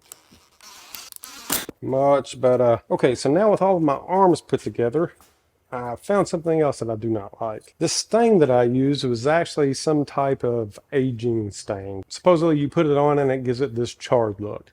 Well, it actually does. It's all over my hands and pretty much everything else. So I want to kind of distress this up a little bit. That way when I put a finish on this, it won't look as charred, and hopefully some of the colors of the grain will come out. So I'm gonna go ahead and do that. Right, so now that we have all of our arms assembled, we need to drill the pivot holes in each end of these. And we'll use the same end measurement as we did for the arms. The fine center will measure 3/4 of an inch down, 3/4 of an inch in, and that's where our 1/4 inch pivot point hole will go. And we'll be doing the same for both ends. You can use a tape measure, you can use this method to measure, but these need to be pretty precise, because if they are off a little bit, it will stick up above the arm support, and whenever it's laid flat, they're not all going to be level. So to make sure that I'm drilling my pivot points in the exact same place on every one of these, I made a jig. Everybody knows that I love jigs, so why not for this? So that's all that I've done is taken some scrap plywood and CA glued it together. That way it fit perfectly over 1.5 inches material. Once I had that, I just measured 3/4 of an inch up from the end and then just drilled a hole in the very center. Now that's all that I have to do is bring it to the very edge of my arm and use that pre-drilled hole to make a starting point for my drill bit. And for all my creative people out there that like to discuss their ideas, run it by other makers, including myself, make sure to check out our Patreon community. It is a super interactive community where we can share our ideas, run problems by each other, and help to work the problem. If a community atmosphere like that sounds like something that you would like, head on over and give it a look. I'll make sure to throw a link on my website and in the description. So is there an easier way to do this? Probably. There's easier ways to do most things that I do. But I like to show how to do things in, I guess, kind of its simplest form, just in case someone doesn't have a drill press. Keep in mind whenever you're watching me do any of this stuff, if you have the tool that would make that step easier, use it. And if you don't, you can do it like this. Okay, so have a little bit of a problem. Was hearing some rustling around up in the rafters. And I have a visitor. All right, come on. Gonna have to let you out, do a bird call. Cheep, cheep, cheep, cheep. Cheep. I don't know how to call to this bird. Maybe I just chase it. There you go. See you later, little buddy. Never a dull woman around here. Too bad it wasn't a turkey. So now that I have everything stained up, everything's dry, all my stuff's put away, I forgot to cut the part that actually sits on top of this and supports the weight of the full system. So now I've got to do that, pre-stain it, stain it, all that fun stuff. But anyway, the part that I'm about to cut, I'm going to call this the main brace because it's the main brace. It's what will be holding everything up and transferring the weight of the shelf down onto these legs and into the ground. So since we know that the tops of these are 8 inches across and we know that these leg supports were 42 inches long, we needed an 8-inch board that's 42 inches long. Let me go ahead and get that cut, stained, and all that fun stuff. Okay, so I'm heading back to the wood pile where we started, looking for a board that it's going to have to be a 2x10 since it needs to be 8 inches wide. And 42 inches long. That looks decent and is straight. And of course my bench is in the way. By the way, if you've seen the video for this, the official name that we decided on was A Minute Past Midnight. Make sure to check that out and read the meaning behind it all. And if you have any ideas on what I can do with this thing, let me know. I love my passion projects, but this one is kind of in the way. These things are getting narrower. I think this one will work. This worked. Okay, so while we're waiting for that to dry, let's go ahead and start assembling our arm assemblies. We're going to be using 10 1/4-inch bolts that are 3.5 inches long. I think maybe earlier I said 3 inches long. I really can't remember, but they're 3.5 inches long. 3 inches long will not work even with this inset by the time that we add our washers to it. So it's going to stick out a little bit. If you don't like that, you may be able to go down to maybe like 3 1/4. But anyway, for this one, I'm going to be using 3.5. So we're going to be needing 10 of those, and then we'll need a 1/4-inch lock nut for each of those, as well as washers. We're actually going to be using those to help this material pivot, kind of metal on metal instead of wood on wood. So for each bolt that we use, we're going to need 3 flat washers. So the first thing that I'm going to do is set my material up off my table. It's just a little easier this way because I'm going to be placing the bolts. And you can see I have these divided out into groups of 2. So this is going to be one arm assembly. This will be one arm assembly. Then each one of those will get 5 arms. So to start out, I'm just going to put a washer on a bolt and feed it through. Now some of these will slide right in, and others may need a little bit of positive persuasion. So once we have those partially installed, you can see that they're still sticking out just a bit. Actually a lot of bit. That's fine. We can remove our little blocks that I was using for the standoff and put these face down. And then I'll finish driving these bolts on in. So now with our bolts flush from the outside, let's go ahead and put another washer on each one of these bolts. And now we are ready to start installing our arms. Okay, so I'm going to start on one end. I'm going to take the 6-inch part of the arm, and then attach it to the board that's closest to me. Slide this down. Then I'm going to attach it to the first bolt on our top board. So by doing it this way, as I attach the arms, they will actually space themselves out as I go. So after I have my first one just kind of setting in place, I'm going to go ahead and add the rest of these. And for some reason, if you run into one that's just like super tight, go ahead and just run your 1/4 inch bit back through this. And now you can already see how this mechanism is going to work. Pretty cool. Love it. Now let's go ahead and put one more washer on the outside, and then we'll install our lock nut. I'm just going to get these started, and I'll turn it on its side to actually tighten it down. I'm going to go ahead and snug these up, and if they're too tight, like it won't open and close without a lot of force, then you'll just loosen them up just a bit. All right, let's see if she'll open. There we go. I think that it will probably loosen up, but I'm going to leave it just a little tight for now. Again, I think that they'll loosen up on their own. Ow! Okay, so safety advisory here. These things pinch. So if you are making these things, be careful. Don't get your fingers pinched off. Any of these transforming shelves, they're not to be put anywhere in a kid's room or anywhere near kids, because it's pretty easy to get your fingers pinched with this thing.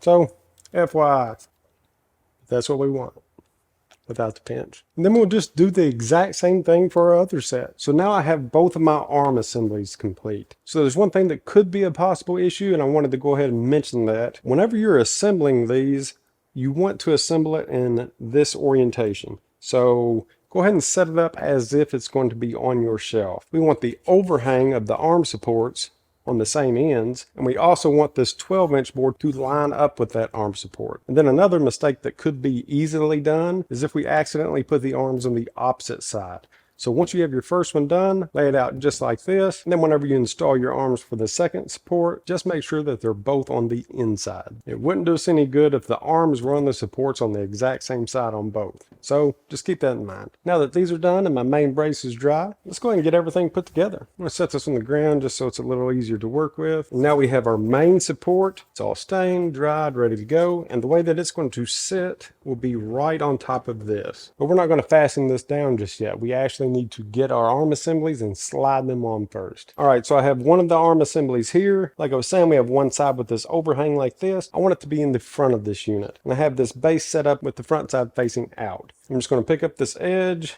and drop this into place, just temporarily here, that. And then I'll grab our second one, and good thing I did not fasten this into place because our arms are on the outside. Don't put the arms on the outside. Just move this down. Now the arms are on the inside. We're going to do the same thing with our second one. So the arms are facing in. So just as an example here, this is how it's going to be. The main thing that I was worried about was the clearance here. I did not want it to hit that front bar, and it didn't. Let's go ahead and get our main support attached to this base frame.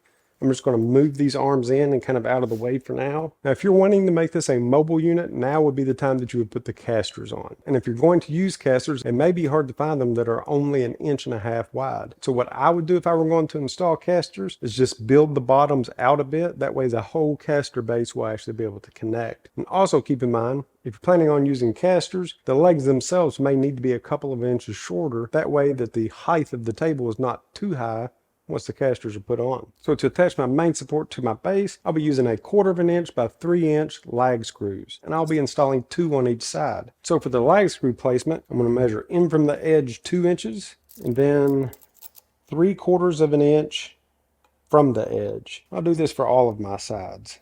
So with that measurement, it will ensure that whenever I install this lag, that it actually goes down into the center of the base. I'm going to counterboard just like we did for the arms, pre-drill, pop these babies in. So once we have all that attached, now let's attach our arm assemblies to the main support. I'm just going to move these back out to the outside edges and bring this in. We have 5 arms here. The main beam is ran through the 3rd arm, and then I'm going to move it all the way forward until it meets the corner of this arm. We're going to measure in 1 5/8 inches from the outside edge to the edge of our top support. So with this at 1 5/8 inches, I just threw a clamp under this arm to help keep everything square. These main arm assemblies will be attached to the main support through the center arm itself, not the outside rail, but the center arm. So depending on what you're planning on storing on this will really determine what type of fastener that you're going to use. Since I'm designing this one to be more for like an indoor or a lighter weight use, I'll just be using 2.5-inch screws. If you're planning on storing something pretty heavy on this, then go ahead and throw in some lag screws. And for this screw placement, I'm just going to measure in 3.5 inches from the back of the arm and 7.5 inches into the center of my arm. And yes, these screws will actually be covered by whatever boards that we're going to install next, but we still need to countersink them because there's going to be a board sitting on top and we want that board to be able to sit flush. All right, and this is the action that we're looking for here. We go from our flat table to shelf. I just pinched the heck out of my finger again. Warning, watch your fingers whenever you're messing around with this thing without a top on it. Very easy to get your fingers in any of these spots. So again, keep this stuff away from the kiddos. I'm going to go ahead and get this other arm installed, and then the hard part. We need to figure out what we're going to be using as a top for this. Now, if it's just going to be in your garage or something like that, then you could just use plywood or 2x, whatever you would like. But since I'm wanting this to look a little nicer, I'm going to find something a little different. I'm not going to get too wild just because we built this out of construction grade material, but I'd still like it to look nice. And there's another thing we need to think about. If we were planning on using this outside, let's say that you wanted to put plants or something like that on this, then maybe we should do a top that has slats or something like that. So lots of different options. Okay, so now with both of these attached, and once we get the shelves in, it's really going to tie everything together and make this thing really stable. It's starting to come together. So back to the lumber. Each one of these shelves are going to be just a little bit under 13 inches wide, but they do not have to be just one solid plank. Now again, if you're using this in your garage, then you may use some plywood or something like that. But if you're wanting to use regular lumber, I would use a 3/4 inch or maybe a solid 1 inch. But again, you can put several boards together to make this 13-inch wide. And then for the length of these shelves, they're going to need to be 35.5 inches long.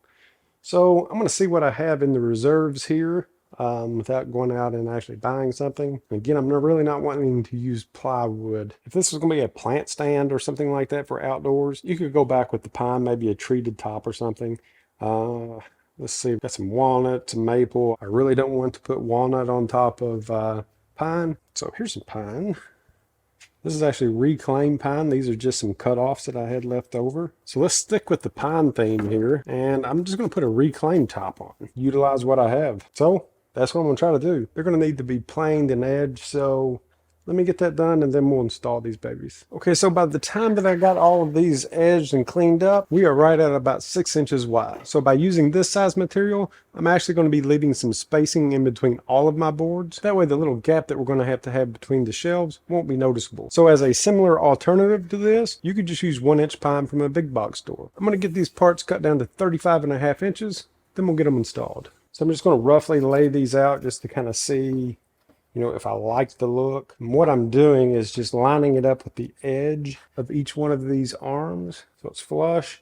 And I'm going to leave about a 1/2 inch gap in between, and that will make the spacing for the gaps for the arm mechanisms to actually work, because the gaps in between each one of these arms are exactly 1 inch apart.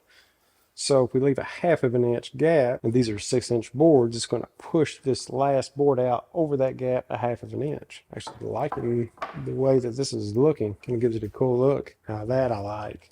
It's coming together. Okay, we're going to stick with this. So I like the gap because whenever it's laid back flat like a table, there are no obvious gaps. There are no obvious anything that this is mechanical, transformable, whatever you want to call it. So I dig this. Clamp on both sides because right now they're both running independently. Once we tie all of these together with these boards, then they will actually move as one. Now you can actually install these screws from the bottom if you would like, if you did not want any screws showing at all. I'm probably just going to countersink and kind of use maybe like a brass looking screw or a bronze. The way that we are going to start out is the very edge of the first board. And again, this is the front. I'm going to line everything up flush with this first edge and the side of my arm. I'm going to measure in an inch from each side. So at 1 and 5. This is if you're using 6-inch boards like I am. And then 3/4 of an inch in, put it in the center of that arm. And now I'm going to pre-drill and counterbore. So now with this first board in, and I know that I want 1/2 inch spacing, just cut a couple blocks that are 1/2 of an inch that I'm going to use as spacers. So my first board on the front here, I'm going to go ahead and put my last board on now. The reason why I'm doing this, just in case these arms are just a little bit out of square, I'll be able to see that once I put my board on and actually pull it into this width. That's going to keep me from gradually working my way out and then my last board doesn't fit. I'm just going to line my first board up at the front of the arm, just like I did for the first one. I'm going to put my 1/2 inch spacers in just to find out my placement. And it was actually looks like about 1/8 of an inch off. So by this being installed and actually pulling this in, and it could just be something as simple as just a little bit of a bow in one of the arms, this will pull everything back in level with the first one.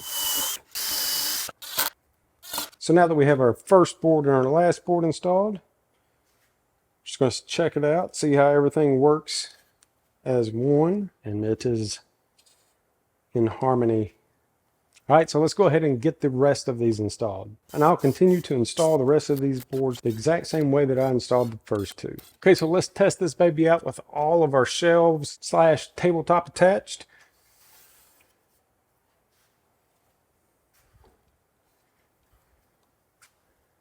I'll probably make a pin stop maybe at 45 degrees. If you had like plants that needed sun or something like that, this would be a perfect situation for that. Greenhouse, during the day you could bring them out for some sun, or at night store them away. There's just so much that you can do with a shelf like this or a table like this. A couple things left to do and then we're done. I'll eventually end up putting a finish on this. So since this transforming table is a lot lighter than our super heavy duty one that we made before, and our tabletop weight is perfectly centered onto our frame, you actually don't even need legs for this one. Just need something like this. So this is a spring locking pin. Okay, so you would just install it, then you would just pull it out to unlock it. You can use something fancy like this, or you could just drill a hole in here and use a bolt. So up to you. Since I have these, I'm going to go ahead and throw these in. You're going to need one on each side with the table flat. And you want to install this on the outer frame at the exact place that your lower arm support intersects. All right, now with this installed, table's not going anywhere with the weight pushing on this side of it, which is the pivot side. But if you pull out on your little pin, unlocks, allows it to freely move. Now whenever you come back up, you'll have to pull the pin out in order for it to seat. And it'll seat itself. So you can use something like that if you'd like. If you don't want to, throw a bolt in it. Okay, since we do not have legs on this, now again, you could always put legs on it if you wanted to, but we're going to need some way to lock this vertical. Actually, with it just being in this position and everything being completely centered, it stays exactly like this. But just for safety's sake and pinch fingers, we'll go ahead and install another one of these fancy little spring locks. I'll throw a link to these into the description. They're actually pretty heavy duty, and we'll wrap this up. So what we're going to do to install this one, it's going to be right above our main support into the side of this bottom arm support, and we will center this with the arm. So now it's not going anywhere without this pin coming out. So actually, if you pull these pins out and turn them to the right, they lock. So even better. Now with this pin pulled out, you're free to fold it into a table, turn this to the left, obviously, lock that in. It's locked in as a table, and then to lock it into a shelf, we'll go back to our top pin, push it in once you're vertical, and it's a shelf. All right, guys, so this was a super fun build. We tried some new things this time. We tried working some problems as we came to them, and This is what we came up with. Pretty awesome. I'm super pumped with the way that this thing turned out, but I'm not done with it yet. I'm still wanting to put a finish on this. There's some counterboards that I'm wanting to put some dowels in, and I would like to see what this thing looks like on casters. So by the time you actually see this video, this thing may actually be on casters. We'll see. So thank you guys for joining me on this journey. I hope that you were able to actually problem solve with me and break down some different ideas. And if you decide to build this, you don't have to build it just like this. You just need the basic concept. And then the rest is up to you. Pick your own color schemes, pick your own material, and pick your own uses. With just a bit of creativity, you can come up with something like this. And that's awesome. So I've been on a mission to design storage solutions for our workshops or our garages. So one of the things about our workbenches that I do not like is the wasted space around the aprons. So in this video, I'll be teaching you how to transform your normal workbench into this.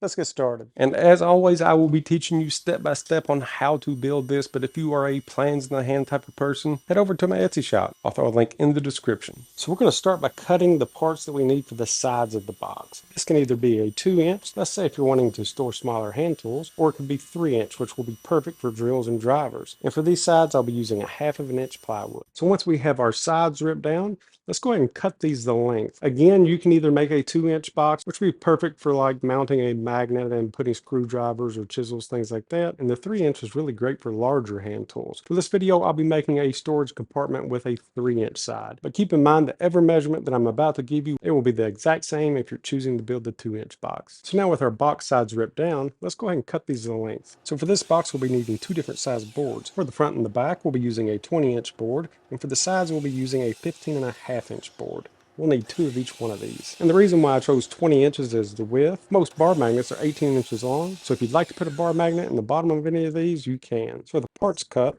our 20-inch boards will go in the front and the back, and the 15.5-inch boards, they will go on the inside. And to assemble this, that's all that I'm going to be using is wood glue and brad nails. If you'd like to put screws in this, you can, but I really don't think that it's needed. So I'm going to be throwing on my PPE, which is the new RZM3, the most comfortable mask I've ever worn, and my Axle hearing protection. I'll be throwing links with a discount code in the description, so make sure to check that out. Next, we'll be needing our bottom. It should be right around 16.5 by 20, depending on whether your material is a full 1/2 inch or not. If not, then we'll just be cutting to fit. So I made this bottom out of a 1/4 inch plywood, and there's several different ways to install this. Personally, since this is going to be a hidden box, I'll just put some glue around my frame and then nail it directly to it. Now, if you wanted a cleaner look, you could actually take all of your box sides, cut it in a 1/4 inch groove, kind of like you would a dresser drawer, then assemble all of your sides around your bottom. You'd even take those side parts, cut a rabbet around the inside, and assemble it that way. If you choose to do either one of those styles, keep in mind that the dimensions that I just gave you are going to be a little bit different. All right, so now that we have our box assembled, let's go ahead and assemble our mount. So this is the part that will actually connect underneath of your workbench and to your box. And for this, we'll be needing 2 boards that are 12 inches long by 1.5 inches, as well as a board that is 12 inches wide by 19 inches long. But before we attach these boards, we need to go ahead and drill some holes. So anytime from this point on that I'm drilling holes, they're going to be 1/4 inch holes because I'll be using a 1/4 inch bolts to assemble this. So to start with, I'm going to go ahead and lay out where I'm going to place these holes. And to make things a little bit easier, I'm just going to put a B on the back of these boards. And don't put your B right where you need your line. So starting from the back, I'm going to measure 1 inch in, and then we'll measure 5/8 of an inch up from the bottom. So now let's go ahead and lay out our second hole. It's going to be 7 7/8 from the back, and then 3/4 of an inch up from the bottom. All right, so we're ready to drill holes in both of these. So to drill these holes, I'm going to be using a 1/4 inch bit. Just going to use a piece of scrap wood here. And to start with, I'm just going to take my little spring punch and make a starting point for my drill bit. This will help to keep the drill bit from walking. I'll be drilling both of my boards at once. This can be done with a hand drill, or if you're making several of these boxes and you have a drill press, use the drill press. But for this example, I'm going to be using a hand drill and Craig's drill guide. So before we actually go switching our boards around, this is the back. We have our little B here. This is 5/8 of an inch from this edge. I'm going to draw an arrow here. So the arrow is pointing towards the 5/8 edge. This will help us in the next step. So now that we have our little arrows on the back of our boards, let's face those arrows up. So now with our arrows facing up, we're going to attach these 2 boards to the sides of this 19-inch board. And I'll be installing these 2 boards the same way that I did for the bottom. I'll just be using some wood glue and brad nails. And if you like these types of videos and you think that I have earned to subscribe, make sure to hit the little icon of my logo in the right hand corner. Alright, so now that we have our mounting plate done, as well as our storage box, let's go ahead and make the moving parts for this build, the brackets. So the brackets are what will allow this to open and slide forward and then shift back in and lock. And we'll be making two different sets of brackets. Both of these are made out of an 1 3/8 material, and we'll be needing two of these that are 6 inches long, as well as two of these that are 7 3/8 inches long. So with two of our different size brackets cut, let's go ahead and drill some holes in these. And for each one of these brackets, the center of our hole will be a 1/2 of an inch in from each end and centered at 11/16 of an inch in from the bottom. So once we have our 1/4 inch holes drilled in our brackets, let's go ahead and round these edges over. You can use a sander, you can use a jigsaw, whatever that you would like. So this is going to keep the sharp edge from hitting the top of the table whenever you open the compartment. And just a quick channel update. Our Patreon community has just broke 300 members, which is awesome. And our Discord channel is growing like crazy. So if you're interested in either one of those, or just want to learn a little bit more about what they actually are, make sure to check those out. I'll throw a link in the description for both of those. Just a quick tip, if you're going to be making several of these, whenever you cut your first set of holes in any of these, make an extra part that you can use as a template for the rest. This will save you a ton of time and keep you from having to measure every single one. So with our brackets finished, we only have one more set of holes to drill, and that's going to be on the short side of our box. First hole that we're going to drill is on the back. It's going to be 1 inch in from the back and 1 inch down from the top. And then our second 1/4 of an inch hole will be 6.5 inches from the back and 1 1/4 inch down from the top. And now it's time to connect our brackets to our top support mount and our storage box. And to do this, we'll simply put our support on top of the storage box and place it towards the front. And then to install our back bracket, which is our smaller one, we're using an 1.5 inch hex head bolt with a washer on it. We'll place this into one end of our back bracket, place a second washer on our bolt, and then insert the bolt through the back hole. On the inside, we'll place a third washer and then a lock nut. At this point, we'll leave the lock nut loose to allow for adjustments. Then we'll need to attach the opposite end to the back of our support bracket using the same bolts and washers. Then we'll just repeat this step for the opposite side. Now you may notice that the support bracket will overhang the front of the box. The reason for this is during installation underneath of your workbench, you can actually put the bracket flush with the edge of your table apron and still allow the box to drop freely. So now with our two back brackets installed, let's go ahead and tighten up the lock nut. We can actually just fold this all the way back, but just keep in mind whenever you are tightening these down, we do not want to over tighten these. The part should be able to move freely. And if you get one that's just a little too tight, just back the nut off a bit.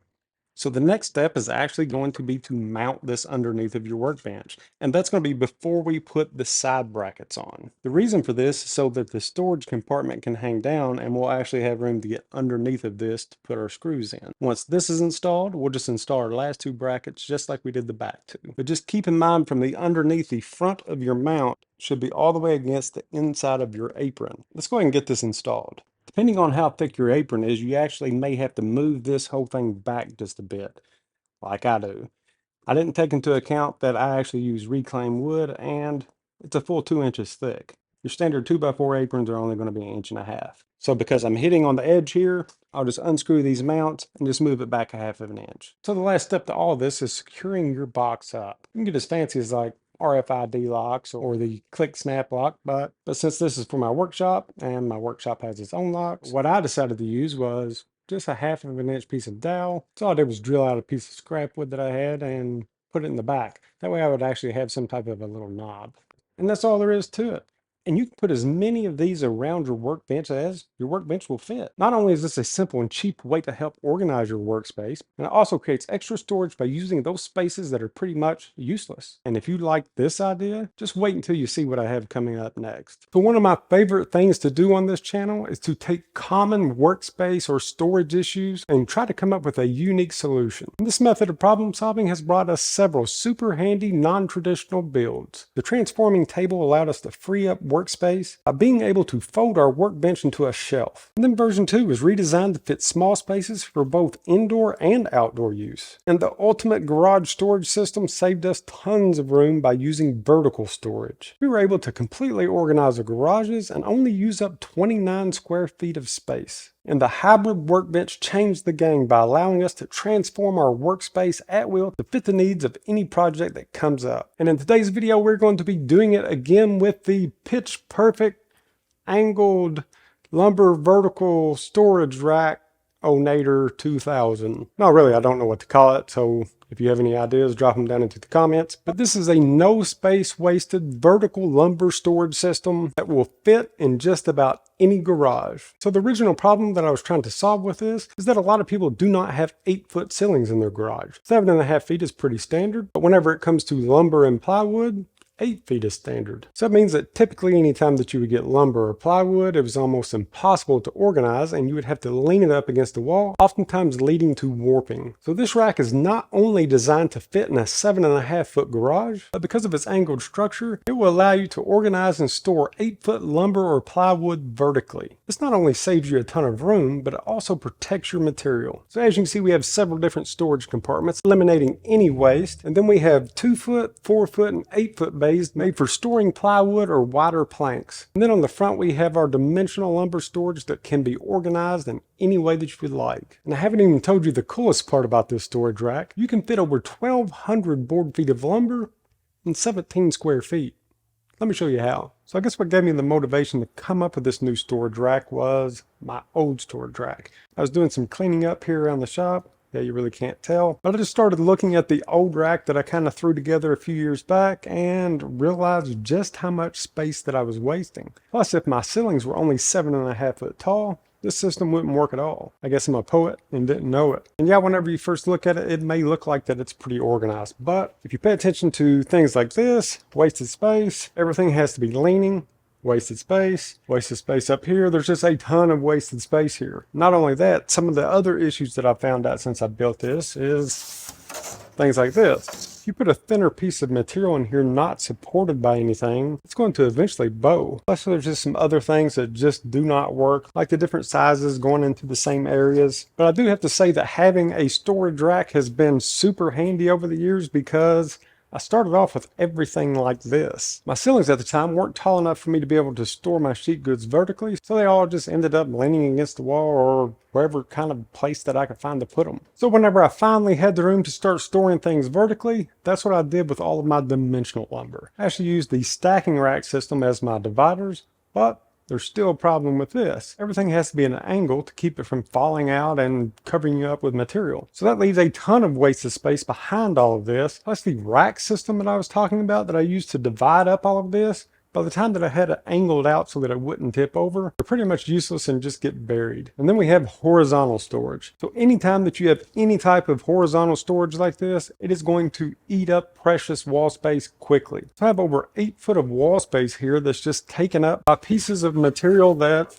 you know, you can't throw away. And I can't really stand this stuff up against the wall like I did over here, or you're pretty much going to be defeating the purpose of using all the space that you have. So I kept all of these different storage issues in mind while designing this new storage system. So let's go ahead and bring this new design to life. I'm going to start off just by getting my workstation set up. And for anyone out there that has made the hybrid workbench, this is a perfect use for that. Since we're going to start off by making the frames, we need a large work surface. So I'm just going to use a sheet of OSB that I'll actually be needing later as my work table for now. All right, so now that I have a little workstation set up and my super elaborate plans here, we can go ahead and start making the frames. Whenever I say frames, I'm referring to the part that will actually sit against the wall and the side that you will actually see from the outside. Once we get those two parts made, we'll just connect them. Now the super cool thing about this project is that every single cut can be made using a circular saw if you wanted. For the frames, we're only going to be making 2 different cuts. Your typical 90-degree cut and then a 25-degree angle. However you decide to do it's completely up to you, but there's no excuses on this one about not having the right tools. So let's go ahead and get this started by cutting our material for our 2 boards that are going to be our backboard, which will go up against the wall, and then our bottom board, which will go against the floor. We're going to put these 2 boards together to make a 45-degree angle, and then the rest of the parts of this frame will be attached to one of these 2 boards in some way. For the long backboard, we'll need one that is 89 7/8 inch long. And then for the bottom board,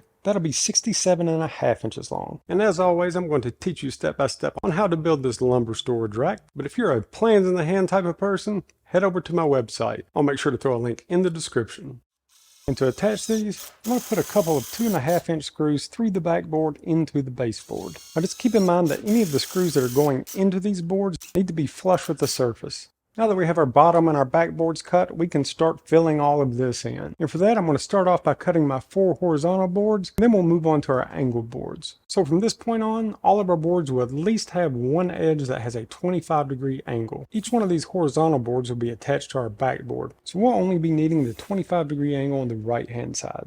And any of these boards that I'll be using as a shelf, I'm just going to call them shelf boards. So the bottom shelf board is going to need to be 19 1/8 of an inch long. The middle shelf board needs to be 20 1/2 inches long. And then our third shelf board will cut at 12 3/4. And while we're cutting these, let's go ahead and cut our top board. And that part needs to be 12 1/4 of an inch long. Now let's attach our 3 shelf boards to our backboard. We're going to start by measuring up from the bottom and mark our backboard at 24 inches, 46 inches, and 62 inches. Then we'll just align the bottom of our shelf boards up with that mark and then attach those to our backboard. You'll want to make sure that your longest point of your angle is on the bottom side of each one of these boards. And then for our top board, we'll install this the same way, flush with the top of our backboard. Okay, so now that we have all of our horizontal boards attached, let's go ahead and cut and install our angled boards. So each one of these angled boards is going to have a 25-degree miter cut on each end going the same direction. So just as an example, they'll look something like this, except a lot longer. And any length that I give you on these will be from the tip of the top edge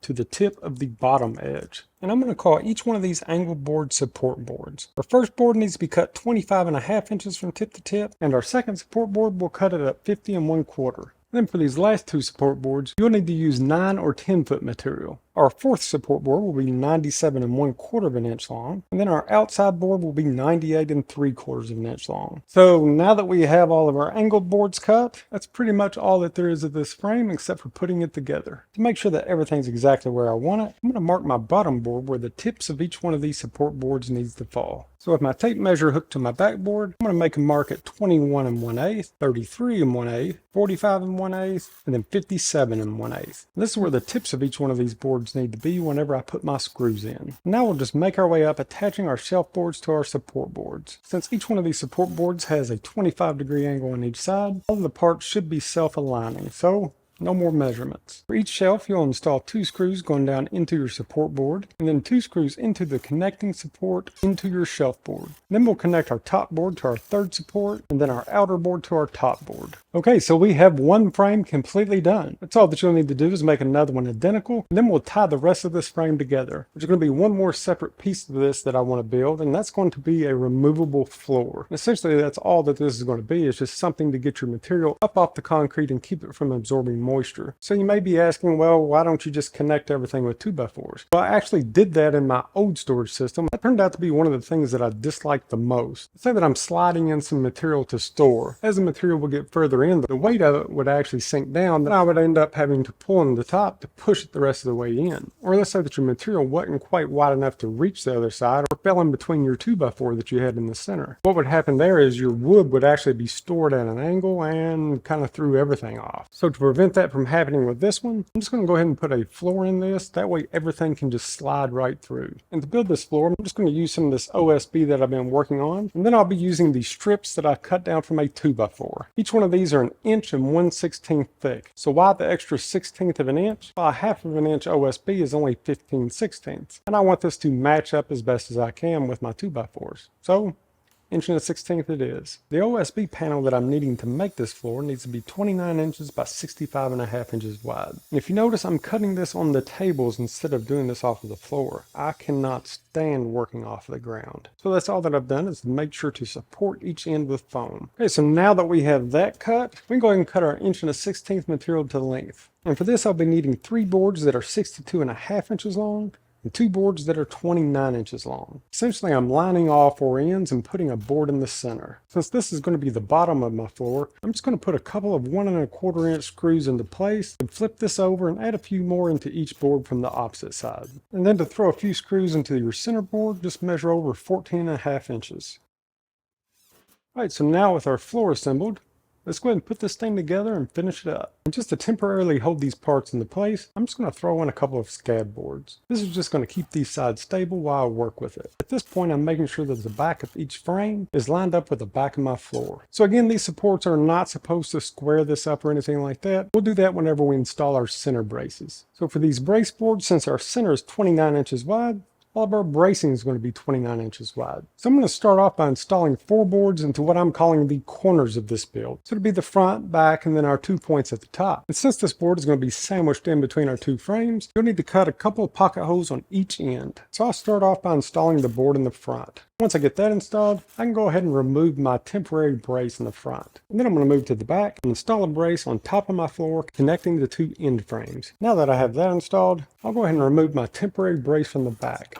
And unless you're super tall, you'll probably need a ladder or something to stand on to put these top 2 boards in. My top brace on the front will be installed in between the 2 outer boards of our frame. So in positioning your board, just make sure that it follows the angle. And a little tip when working off of a ladder by yourself, go ahead and install the screws into their pockets, and then grab a squeeze clamp to support the bottom of one side while you're working on the other. And then for our top back brace, we're going to install it the exact same way that we did for the bottom back brace. Okay, so the next thing that we're going to do, for each one of these shelves, we're going to be installing 2 rails, and the purpose of these are going to be to strengthen up the inside of this and also support our OSB whenever we add that in later. So for our shelf rails, we'll be needing 6 boards that are 1.5 by 1.5 by 29 inches long. And I just ripped mine out of 2x material. Now yes, you can buy 2x2s, but this is a lot cheaper. Then once you get those cut, we're going to put 1 pocket hole on each end. Just make sure that whenever you're cutting your pocket holes that you put one on one side, and then the second one on a different side. That's just going to help to keep this from twisting. Another thing that will stiffen these up will be the OSB that's sitting on top. And then for the rail on the side of the shelf with the 25-degree angle, we're going to install these 1 inch from the top edge. That way we have room to install our screws through our OSB here in a bit. Now with our shelf rails installed, let's go ahead and get our plywood guides installed. Right, so our plywood guides are pretty much just what it sounds like. They'll be installed in between our angle boards. That way whenever we slide our plywood in,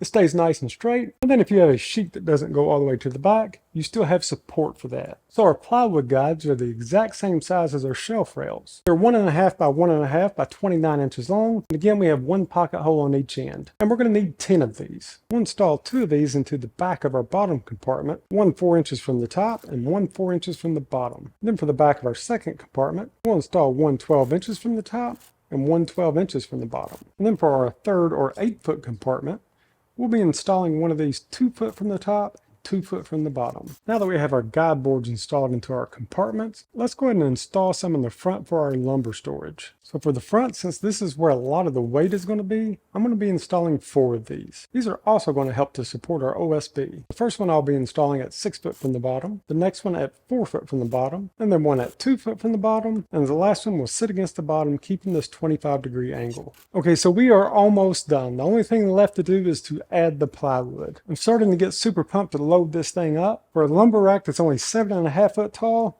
this thing is going to hold a ton. So the floor that we originally built will act as the bottom shelf. And then for our second shelf, OSB will need to be 18.1/8 inches wide by 3 foot long. For our third shelf, 19.5 by 3 foot. For the top shelf, 11.75 by 3 foot. And then for the front or our lumber storage, it'll need to be 8 foot long by 3 foot wide. And then a board that's 1 7/8 by 3 foot for the top. And I'll be using 2.25 inch screws to lock all of this down. And don't forget to throw a couple of screws into your guides. And then we'll finish out this lumber rack and we are done. So for the lumber rack in the front, I'm going to install some dividers, and then for the base, just a board to keep our material from sliding out. So for the dividers, I'm just going to be using a couple of wall storage racks. These things are actually made to hold your wood horizontally, but in this case, they'll make perfect dividers for vertical stacking. You can either use something like this, or you can simply use 12-inch long, 1.5 by 1.5 material with pocket hole screws on one end. So if you decided to go with this system, it actually gives you several different options for spacing, and how you space these out will ultimately be to fit your needs.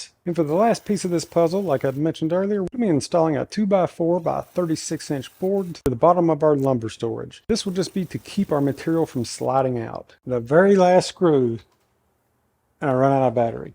And for some reason, if your garage is a little taller and you have room to put wheels on this, it makes it nice to be able to move it around. But it was actually designed to be used without wheels in a 7.5 foot garage. So now that we have this baby put together, time for the fun part.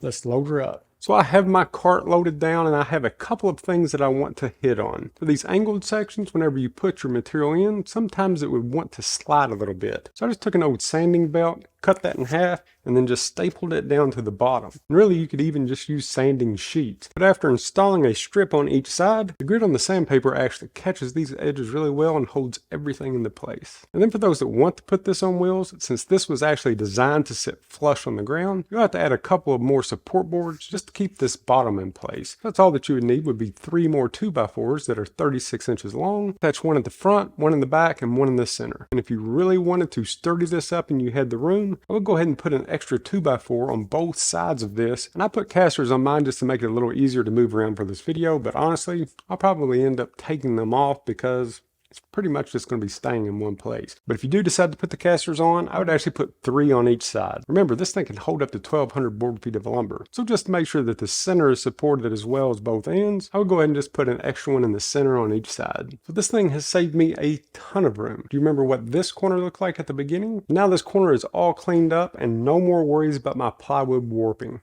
Now check out this other wall. So the storage system not only held all of my plywood, but I was able to free up 4 more feet of space on this wall by putting all of my non-treated lumber on the rack. And then my storage racks on this side, I was actually able to store an entire rack's worth of material into the shelves built into the back of this rack. Now this is going to free up an extra 4 feet of wall space. So all in all, this low profile vertical lumber storage rack has freed up more than 8 feet of precious wall space and also allowed me to organize all of my lumber and get it off of the ground. So if anyone out there has any storage problems that you want me to take a look at, drop them down into the comments. Or if you have any solutions that you think others may benefit from, drop those down there as well. And if anyone sees any issues that they have recommendations for, that is welcome as well. Until next time, guys, get up, get out, and get your make on. Imagine taking a pile of wood and turning it into something amazing. Now, imagine doing that without years of frustration. You do not need a fancy workshop, expensive tools, or years of experience. With Woodworking Kickstart, you'll build confidence and real skills in no time. So you can spend years making mistakes and learning the hard way like I did, or you can start building with confidence today. So join me in Woodworking Kickstart and let's get your journey started.